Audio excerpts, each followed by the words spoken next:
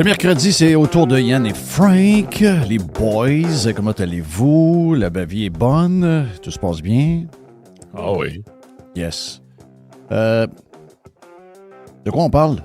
Qu'est-ce que voulez-vous commencer à parler de Carney hier? C'est vous... Lui, il va tenir tête à Trump. À Trump? Ouais, c'est OK. c'est un peu ce que... J'ai fait mon ouverture tantôt, puis je vais juste résumer un peu ce que j'ai dit, c'est que je trouve que d'un bord et de l'autre, tout le monde exagère. Là. Ça veut dire, il n'a pas été si mauvais que ça. Ça, c'est la première affaire. Là. Ça veut dire, il n'a pas parlé. Donc, tu peux pas être mauvais quand tu parles pas. Il a 3 minutes 40 sur 33. Là. C'est ça. Donc, en partant, elle peut pas être très mauvais. Mais en même temps, le 3 minutes, il a l'air moins niaiseux que Trudeau. Mais pour les gens qui ont voté pour, si je résume, là, pour les gens qui ont voté pour avoir un genre de Rambo qui va rentrer à la Maison-Blanche à mitrailler tout le monde, là, ben, on a affaire à un fonctionnaire qui est un gars gêné de nature. Puis ça, c'est bien correct. Là, je veux dire, on a chacun une personnalité. Le gars, il est gêné. C'est pas un gars imposant. C'est pas un alpha tant que ça. C'est un gars qui est certainement assez brillant dans un paquet de domaines qu'il a touché dans sa vie. Puis je pense que Trump, ça, va reconnaître ça. Mais je veux dire, pour ceux qui ont voté pour... Tu sais, les péquistes là, qui ont délaissé le bloc pour finalement faire élire les libéraux parce qu'il y avait l'impression d'avoir le gars qui allait les défendre, là, ben eux autres, c'est un esti coup de poing d'en face. Là. Tu sais, on a la même discussion, Jeff, qu'on a eue il y a une couple de semaines, les mêmes 4 intervenants, quand Zelensky est allé dans le bureau ovale. Mm-hmm. Moi, j'en suis à la même constatation, exactement le même constat, c'est que la plupart des gens n'ont pas écouté. Ils n'ont pas écouté. Puis ce qu'ils ont vu, c'est la clip qui circule. La clip qui circule le plus, c'est laquelle? C'est celle de Carney qui sort la seule bonne phrase qui est sortie. This house is not for sale. This house is not for sale. Ce que tu vois pas après, par contre, et ce que tu vois dans le vrai clip, c'est Trump qui revient 3-4 fois à charge en disant « Oh, time will tell. Time will tell. » Never say never. Puis là, il répond pas. Là. Et ce que tu vois pas non plus, c'est Trump qui insulte encore Trudeau 2-3 fois, qui dit que Freeland... Christian Freeland, c'est une fois. Si, genre, she was terrible, puis il dit, tu sais de qui je parle? Oui, tu sais très bien de qui je parle. L'autre, il se mord les joues. Avez-vous vu ce qu'il fait, son tic, quand il est pas content? Ben, il y a le bras. Moi, j'ai remarqué le bras et les joues. Oui, il y a un petit bras. Ben, il y a un bras qui claque en arrière. Oui, c'est ça. Il y a un bras qui pend, puis il se mange les joues. Puis le dernier bout était le plus important, de genre 29 minutes 30 jusqu'à la fin. Là, Trump, il redécolle tout. Là. Vous seriez mieux comme un État américain. We don't need their lumbers. Là, la cassette hors décolle. We don't need anything they have. Puis il dit que, moi, je n'en reviens pas que des journalistes aient mis 10 sur 10, alors que, tu sais, je comprends que ça n'a pas été un carnage. Fait que tu peux pas mettre 0. Moi, j'ai dit, regarde, si vous voulez vous jouer à une note, moi, il donner 5. Là. Va être fin, moi, il donner 5. Mais Trump, il dit quand même en pleine face, je vais détruire l'industrie automobile canadienne, puis l'autre, il répond pas. Là. Non. C'est carrément ce qu'il dit. Il dit, on n'a pas besoin de le char. À un moment donné, ils vont comprendre qu'avec les tarifs qu'on met, il va falloir qu'ils arrêtent d'en bâtir. Puis l'autre, il est à côté, il se mange les joues, puis il dit pas un mot. Ouais. Mais somehow, ça mérite 10 sur 10. Ça, c'est bizarre.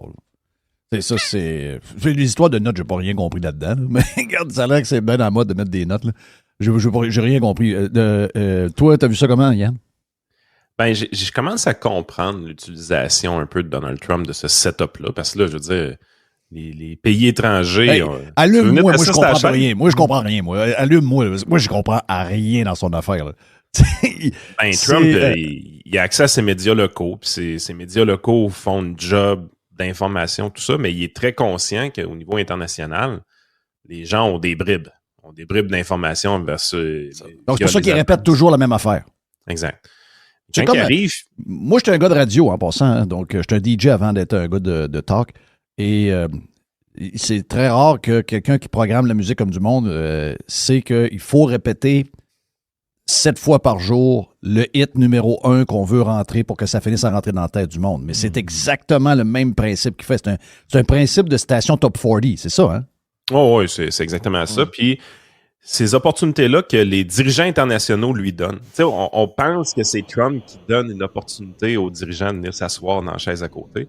Finalement, tu te rends compte, non, c'est pas ça. À part Zelensky, là, mais quand que les autres dirigeants viennent s'asseoir dans la petite chaise à côté, ce que ça fait, c'est Trump dit, je vais pouvoir parler à tes citoyens dans ton pays directement avec le moins de fils médiatiques parce qu'ils vont se plugger sur YouTube puis ils vont l'écouter. Grosso modo, c'est à ça que ça sert. Fait qu'il repasse ses cassettes, puis il repasse ses trollings, qu'il repasse ses affaires, mais pour essayer de se créer une image à l'étranger sans filtre médiatique, c'est la meilleure opportunité qu'il y a parce que ce n'est qu'à ça que ça sert. Je veux dire, le timing des interventions le démontre. Pendant 33 minutes, Mark Carney a servi de faire valoir Donald Trump.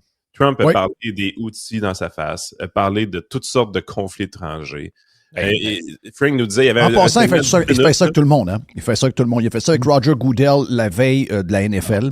Il fait ça tout le temps. Là, il a annoncé un deal qu'il va annoncer à Dubaï. Il y a plein d'affaires par rapport qui se passe là-dedans. Là. Il utilise la notoriété de l'interlocuteur pour agrandir son auditoire, tout simplement. Ouais. Non, mais l'année, c'était lui. Moi, je regardais ça, je disais, mais je suis sûr que les gens des médias qui écrivent les notes, là, dans le fond, ils n'ont pas écouté. Parce que c'est pour vrai. Je veux dire, tu peux pas. Parce que maintenant, là, il se passe de quoi? De 0 à 10 minutes, à peu près, à 8 minutes. Puis t'as un 10 minutes entre la minute 20 de kek et la minute 10. T'as un 10-12 minutes de complet dérapage où là, Mané Trump, il parle de la bibliothèque d'Obama à Chicago. La décoration du bureau ovale. He tried to build a library in Chicago. And it was awful. It cost millions and millions of dollars. I could recommend him some great builders. I love construction guys. Là, puis là, l'autre, il est à côté, il se mange les joues, puis il dit pas un mot. Là, tu te dis, mais c'est n'importe quoi ce qu'on est en train de regarder là. Puis là, tu lis le journal le matin, 10 sur 10, ça y était écœurant. Ah oui. Il aurait pu y mettre la main sur l'épaule, faire let's focus on what we're supposed to talk now. So we have a deal. Puis là, il aurait pu ramener le. Non, pendant 10 minutes de temps, les outils, la bibliothèque d'Obama, Joe Biden, qui est le pire président de l'histoire des États-Unis. Christopher Freeland qui passe en dessous du bus. Puis l'analyse, tout est passé. L'analyse qui est faite est entièrement basée sur le 51e État qui a été une joke depuis le début. Tu sais, je veux dire, si tu arrives, puis il faut que tu arrêtes d'analyser les intentions, faut que tu regardes les résultats. Si tu me dis qu'il y a eu 10 sur 10, mes attentes, c'est qu'il y a un tarif qui est tombé. Là, on dit, OK. Après des négociations, après bonne discussion avec le Canada, là, le tarif sur l'acier, là...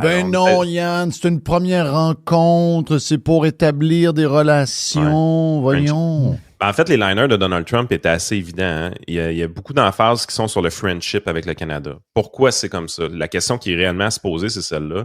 Il y a une raison pour ça. C'est qu'il y a un backlash aux États-Unis présentement. Il y a beaucoup d'Américains qui ont voté pour Donald Trump. Il y a évidemment beaucoup de politiciens au Sénat ou dans la Chambre de représentants qui comprennent pas c'est quoi le deal depuis le début avec le Canada. C'est quoi le Canada, là, moi, je peux te dire, j'étais là, ça passe pas. L'histoire avec la Chine, tant qu'ils verront pas le prix monter chez Walmart, ça passe. Pour l'histoire du Canada, il y a personne qui comprend.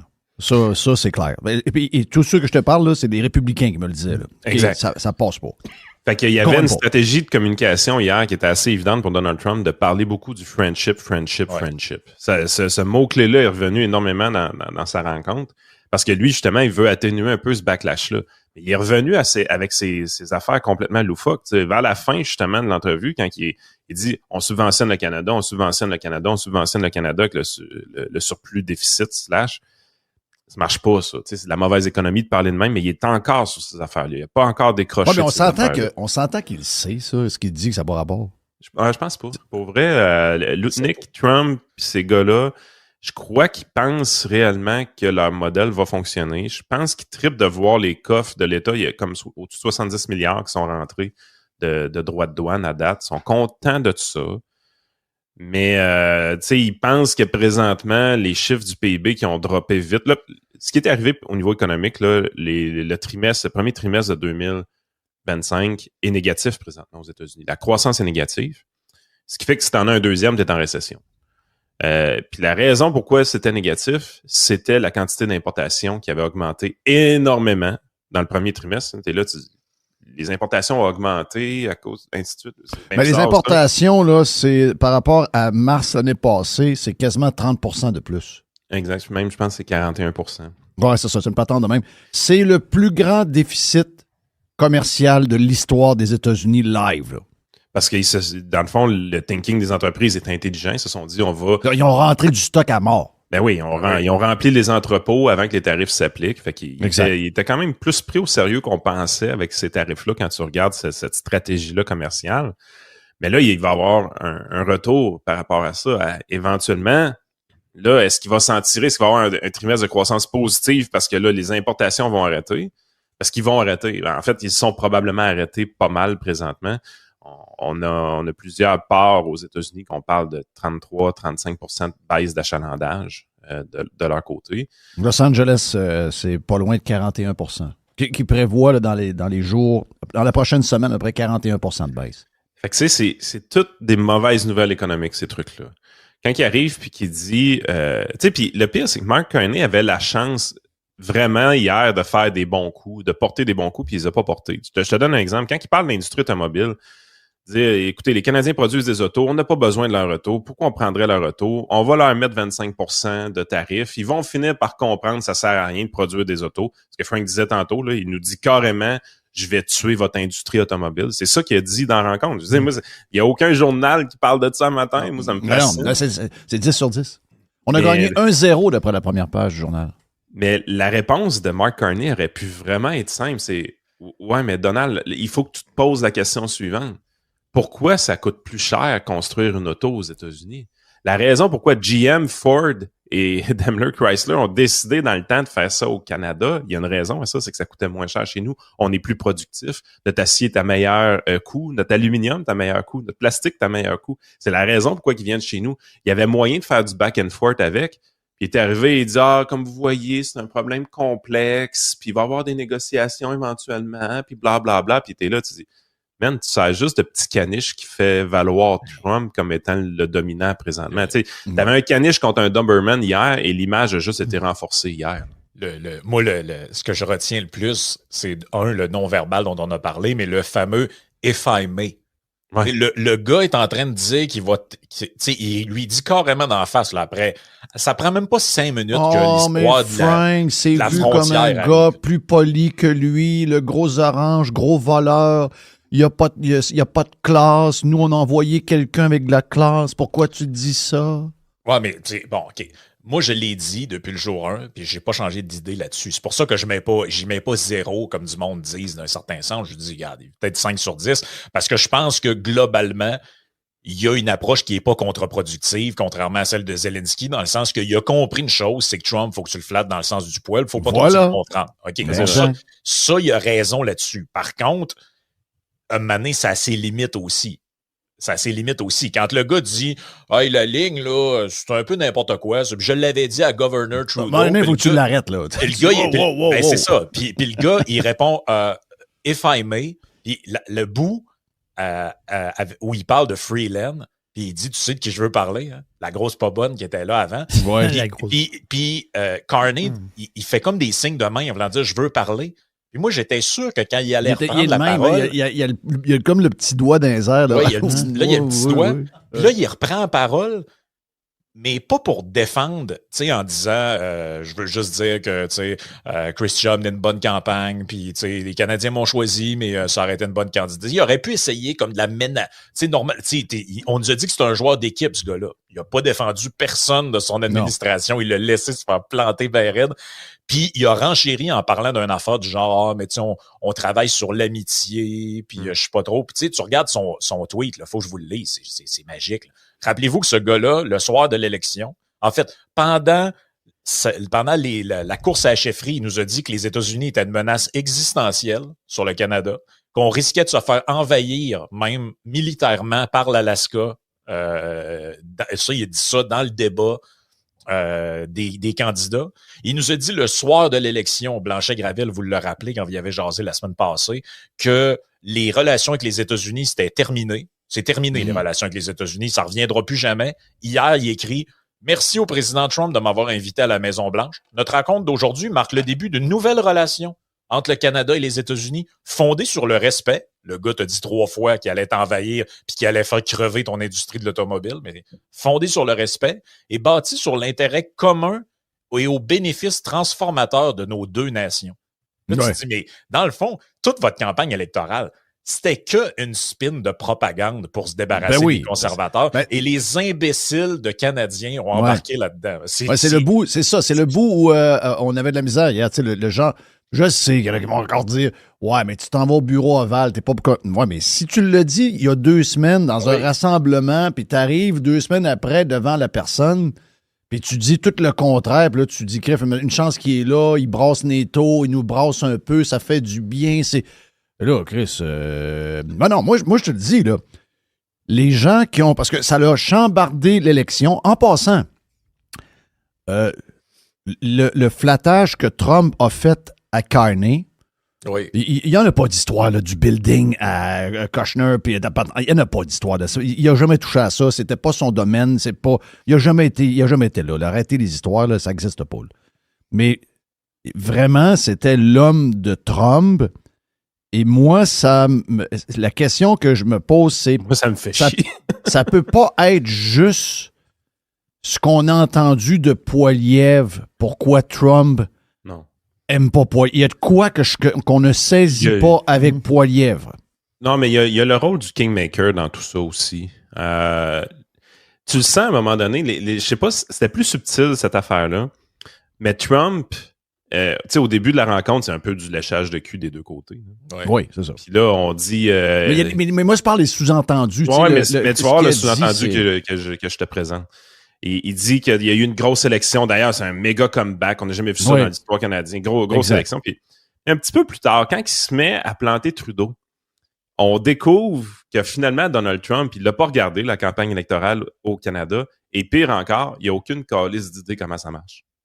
Je suis même pas sûr qu'il a fait le lien qu'ils sont dans le même parti, lui puis Trudeau, en fait. Pourquoi je dis ça? C'est qu'à un moment donné, il dit Justin Trudeau, j'ai pas été fin avec lui, je l'aime pas beaucoup, blablabla. Bla, bla. Puis il dit, ça a sûrement pas aidé son élection. Là, je suis là, puis j'ai dit, penses-tu qu'il y avait des primaires au Canada comme aux États-Unis? Ouais. Alors qu'il a déjà dit qu'il avait démissionné, alors qu'il savait que des fois, il est un peu... Des fois, c'est pas toujours clair. Là, mais le gars n'a pas regardé l'élection canadienne. C'est des fois... moi-même, j'ai pas regardé, j'en veux pas. C'était plate à Christ. Mais vous allez dire, c'est peut-être subtil un peu, mais...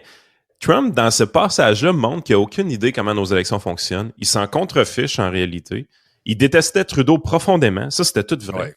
Et puis après ça, là, peu importe qui... Lui, là, de voir la mitaine à Carney débarquer dans son bureau... Mais il n'aime pas Poilievre non plus. Mais c'est parce que c'est un gars de même. Hein. C'est un gars de relations personnelles. Il est plus basic, peut-être qu'on pense. Dans ça, ce qui est plus, ça veut dire... Une relation personnelle, des affaires de... Tu sais, lui, les grands protocoles, les affaires... Non, je me suis bien entendu avec... tu sais, la relation avec Macron, c'est un peu ça, là. Tu sais, Macron, puis lui, ils n'ont aucun point commun, là. Mais il y a comme de quoi qui fit entre les deux. On ne sait pas trop c'est quoi. Poilievre, le non-dit ou la manière qu'il a parlé de Carney, je te dis pas qu'il haït autant Poilievre qu'il haïssait Trudeau, mais il est un peu dans le même boîte, tu sais. Ça se répare facilement, ces affaires-là. Moi, j'ai l'impression qu'il rencontrerait le gars puis ça serait réglé. Je pense que oui. Je pense que oui. Fondamentalement, tu sais, moi, ce que je suis un peu tanné avec Donald Trump, c'est les gens qui s'imaginent qu'ils jouent aux échecs en 4 dimensions. Je suis d'accord avec toi. Il est beaucoup plus comme basic, relation, influence. Tu sais, Trump, il savait que Mélanie Joly, qui est assise à côté, pas loin, il sait que Mélanie Joly, il a dit que c'est un gars dans la mafia. Là. Joly, dans une entrevue, elle a dit que Trump, c'est un mafieux. Là. Trump, il le sait. Là. Ah oui, c'est sûr que quelqu'un a dit la fille va être la blonde qui est assise là, elle a traité de mafieux en Europe il y a 2 mois. Ben, c'est pour ça que c'est pour ça la longue parenthèse aussi sur la bibliothèque de la librairie d'Obama où il parle de il dit il s'était doté d'une politique de fou là, il dit il engageait que des gens pas compétents basés sur des critères DEI, des affaires woke là, mais tout ça c'était pour pointer c'était pour planter Carney puis ses affaires woke là. Ben oui, c'est sûr. J'ai trouvé ça hot. Il plante sans parler de lui. L'autre, tu voyais qu'il saisissait tout le message. Là. Ben oui, l'autre, il était comme pas bien. Mais là-dessus, il faut donner... C'est pour ça que j'y mets pas une si mauvaise note que ça, Carney, parce que ça paraît qu'il est plus brillant que Trudeau. Là. Il comprenait ce qui se passait. Trudeau, il n'a toujours rien vu aller. Puis, il n'y avait pas non plus là, les petites pauses bizarres. Là. Ça me fatiguait. Ouais, les petits bas, là, les petits genoux par-dessus, les poignets cassés. Un moment donné, on dirait que c'était comme Trudeau, on dirait que c'était une pièce de théâtre. Là. Lui, tu voyais qu'il essayait pas trop de jouer un rôle, mais en même temps, il n'y a pas tant d'expérience politique que ça. Fait que, non, ça, on le voyait. Là. Mais moi, l'impression générale que ça me donnait, ça me faisait penser à, tu sais, le gars que, tu sais, mettons, t'as un voisin, là, fait toujours du bruit, fatigant, fait du bruit, il cogne sur des affaires, puis maintenant, le gars, il dit à sa femme, si à soir, je vais aller y parler. Tu vas voir ce qu'il va voir. Je vais lui dire qu'il arrête de faire telle affaire. Puis là, sa femme est à côté. Ah ouais, mon mari, là, à soir, là, il va y aller y parler au maudit voisin. Tu vas voir qu'il va te le mettre au pas. Le soir arrive, va cogner chez le voisin, puis il y a un gars de 300 livres avec des chaînes puis des doigts tatoués. C'est qui ouvre la porte. Ouais, c'est Jerry Roll. Là, le gars, il fait je suis ton nouveau voisin. Oui. T'aimes ça, le quartier, hein? Oui. C'est le fun, hein? Ouais, qu'est-ce qu'il y a, asti? C'est ça. J'ai fait une tarte. Je viens de me présenter. Ben, moi, c'est ça. J'ai fait une tarte aux pommes. T'aimes ça, la tarte aux pommes? Puis j'ai 2 petites bières dans mes poches, bien frettes. Puis ma femme fait dire qu'on serait content de vous recevoir à souper, mais que ça ressemblait à ça hier. Un gars qui a dit qu'elle allait péter la gueule aux voisins, puis finalement, il fait une tarte aux pommes. C'est ça qu'on a vu hier. Là. C'est un gars qui nous avait dit... Moi, ma conclusion, c'est juste celle. Moi, c'est juste ça que je retiens de toute la patente. Oui. C'est comment les gens ont été... moi, c'est ça qui me décourage. OK? Comment ça peut arriver, ça? Chris, moi, là, j'ai pas suivi ça. Mais la minute que j'ai vu Carney, même avant, là, on l'a vu un peu, là, Mononné, quand il est arrivé, là, pas trop, là, ça a pris... Moi, j'ai pas besoin de le rencontrer, j'ai pas besoin de lire un livre sur lui, j'ai pas besoin... Je le vois... Puis je sais exactement. Je sais exactement à qui j'ai affaire. Puis je connais tout de suite ce qui peut être bon par rapport à Trudeau, puis où il ira pas. Je l'ai vu tout de suite. Donc, pour moi, hier, ça n'avait aucune surprise. Mais les astis de totons de Québécois, entre autres, qui ont changé l'élection complètement, ils voyaient comment ils ont pu voir en lui un genre de Rambo, asti. C'est ça, c'est le bout qui me manque. Tu pensais que c'est Rambo Gauthier qui s'en allait à la maison. Oui. Mais les gars, c'est évident, il me semble, checker la une du journal. Je sais. Les gens ne lisent pas. Je suis capable de la voir que la une de journal, c'est une une de cave. Pourquoi les autres, ils le voient pas? Parce qu'ils lisent pas puis ils écoutent pas. Le vidéo, là, il est disponible sur YouTube. Si t'es pas bon en anglais, tu peux même mettre des sous-titres. Ah oui. C'est super facile à faire. Mais... Il n'y a personne qui le fait. Ah non. Moi, ce qui m'énerve, c'est qu'on dirait que Trump a reçu le ministre, un ministre du Royaume-Uni. Tu sais, il n'y a pas d'américanité dans Carney. Puis ça, c'est un gros problème. Moi, je pense que c'est un problème. Ben, on l'a senti. Je te donné l'exemple un matin. Je sais pas si les boys l'avaient vu. Oui. Il y a un moment donné, quand il dit... le Canada, les Canada n'est pas à vendre, comme genre la Maison-Blanche ici, il n'y a pas de valeur parce qu'elle ne pourra jamais être vendue. Chris, il sort Buckingham Palace. Mm-hmm. Tu dis, ouais, c'est quoi ça, Carlis? C'est référence, c'est ça. Time will tell. Time will tell. Trump, dans 2 semaines, il va être là. Il dit, on pourrait annexer l'Angleterre.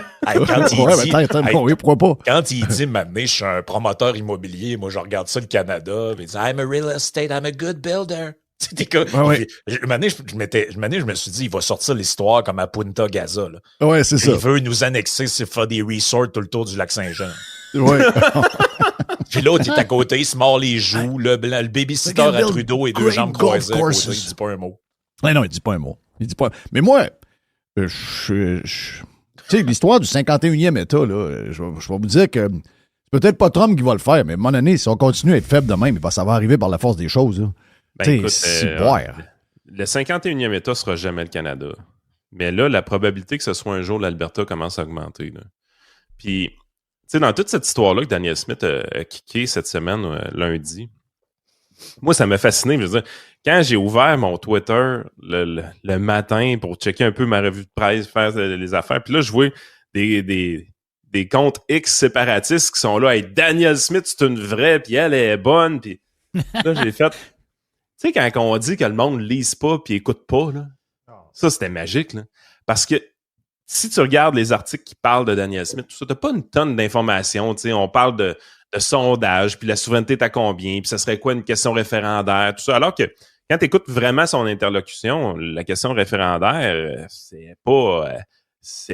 fait pas partie des discussions. Ce qui fait vraiment partie des discussions, c'est les demandes principales de l'Alberta. La demande numéro 1, c'est de passer un tuyau bord en bord du pays. Là. Oui. Ça, c'est la demande numéro 1. Ça, on va te dire tout de suite, ça n'arrivera pas. Là. Yes, sir! Oui. Hey, on en veut un tuyau! Non. Ouais, mais ça n'arrivera pas. Ça arrivera 0. Pas avec lui. Ça n'arrivera pas. Ça n'arrivera pas 0, 0, 0. Donc, ces demandes en passent. Mais elle a dit qu'elle ne veut pas briser le Canada, elle n'est pas pour, mais que là, on est peut-être forcé de le faire. Mais, tu sais, je veux dire, à quoi ça va nous amener, cette affaire-là? Je suis pas sûr que les Canadiens ont du sang dedans d'eux autres de se séparer, incluant les Albertains. Là. Ah oui. Je suis pas sûr qu'ils ont le courage de ça, les Canadiens. Les Albertains, c'est des Canadiens. Là. Il y a du monde de tout partout, c'est tous des Canadiens. Donc, c'est présentement, quand tu fais un sondage, la province qui a le plus le goût de se séparer dans tout le Canada, ce n'est plus le Québec. C'est présentement la Saskatchewan. OK, donc on n'en parle jamais d'eux autres. La souveraineté, présentement, le niveau d'approbation de la souveraineté d'une province, c'est en Saskatchewan que c'est le plus élevé, à 33%. C'est combien? 33%. La deuxième place à égalité avec le Québec, c'est l'Alberta à 30%. Puis le pire dans tout ça, là, c'est qu'il y avait un moyen de souffler sa broue puis de mettre le couvercle sur la marmite, c'était de voter conservateur.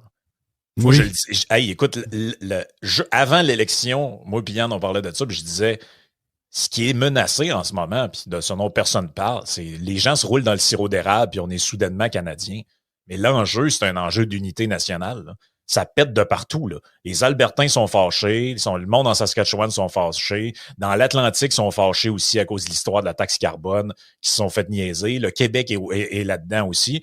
Ce qui va arriver, là, c'est que les gens pensent qu'ils ont voté pour Monsieur Canada, Capitaine Canada, puis au lendemain de l'élection, on va s'apercevoir que ça n'a jamais été aussi faible. Ça a pris une semaine que l'autre sort avec son histoire qu'on va peut-être bien faire un référendum sur la souveraineté en Alberta. Hey, bravo. Wow. Ça va vraiment bien, l'unité canadienne. Ben oui, on n'a jamais été aussi on est en train de s'égrener. C'est pas compliqué. Mais moi, j'étais d'accord avec la phrase de Yves-François Blanchette que le Canada, on l'a toujours vu que le Canada, là, c'est un pays qui a été monté bizarrement puis qui tenait à peu près à rien. Il n'y a rien qui unit. Puis là, ça nous pète d'en face. C'est pas drôle, j'ai obligé d'être d'accord avec Yves-François Blanchette. Mais quand il dit le Canada, c'est un pays artificiel. Ben, c'est ça qu'on voit, là. C'est carrément ça qu'on voit. Notre Constitution a été créée comme ça. T'sais, normalement, là, les impôts fédéraux qu'on paie devraient être à peu près 3 ou 4 fois moins élevés. Quand tu regardes réellement les compétences fédérales, tu te dis, crime, ce gouvernement-là aurait besoin d'à peu près 100-120 milliards pour se gérer environ. Ah oui, pas ben plus. Hey. Il y a tout tu sais, à un moment donné, on dit tout le temps « no taxation without representation ». L'affaire, c'est que le palier de gouvernement qui nous taxe beaucoup, mais qui nous fournit absolument aucun service, c'est le fédéral. Oui. Tout fait, c'est retourner de l'argent. Tu sais, il prend tout l'odieux de taxer le monde, puis il retourne l'argent aux provinces, il retourne l'argent aux municipalités, puis vous autres dépensez en innocent ma gang de clowns, tu sais. Fait qu'à un moment donné, t'es là, tu te dis « ouais, ce deal-là serait facile à retravailler », mais normalement, une fédération canadienne super fonctionnelle, c'est simple. Là. C'est un gouvernement central qui est tout petit, avec une taxation qui est très restreinte, puis les provinces qui taxent pour offrir des services. La fédération canadienne a été pensée comme ça. Mais là, on est rendu avec un gouvernement qui taxe beaucoup, qui attache ses chèques avec des obligations pour les provinces, qui les oblige à avoir des objectifs environnementaux, tout ça. Qu'est-ce qui arrive rapidement? Ben, cette fédération-là se fragilise parce que il y a de l'intervention centralisée. La fédération n'a jamais été pensée comme ça. Donc, puis en plus, rajoute que ce gouvernement-là, ça c'est de toutes les fraudes qu'on est victime, nous autres, les esclaves maintenant des pays occidentaux, avec toute la taxation. Moi, c'est un peu ce qui m'a découragé hier, parce que dans la conférence après le lunch, parce qu'on ne sait pas ce qui s'est passé dans le fond, on n'était pas là. C'est à porte close, probablement, que les meilleures discussions ont eu lieu. Oui. Donc, nous, on a vu le spectacle, mais on n'a vu que la forme, on n'a pas vu de fond. Donc, moi, j'aurais aimé ça que le gars sorte de là et dise, regarde, là, au moins, on discute, au moins, on avance, on sait qu'on va aller vers telle chose. Là, une des premières choses en revenant chez nous, il faut que je règle tout de suite ce que l'on est en train de faire, c'est-à-dire qu'avec toute l'histoire, on est en train de punir nos consommateurs, on est en train de punir nos citoyens. On a 20 milliards qu'on va aller chercher en taxes, puis c'est une des taxes les plus hypocrites qu'il n'y a pas, en passant. Je pense qu'il l'aime. Ben, il l'aime en crise.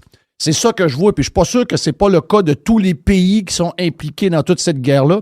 C'est qu'ils viennent de trouver la fameuse taxe magique. On pensait que ça allait être les taxes green, mais ce ne sont pas les taxes green, c'est les taxes de tarifs. On les voit pas, on n'entend pas parler.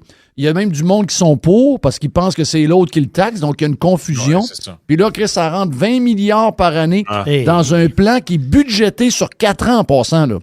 Ton point est bon, Jeff, parce que sérieusement, ça fait à peu près 15-20 ans qu'on remarque ça au niveau de la fiscalité canadienne, québécoise, ainsi de suite. Nos taux d'imposition n'ont pas augmenté tant que ça. Il y a eu des paliers supplémentaires qui ont été augmentés pour une très faible partie de la population.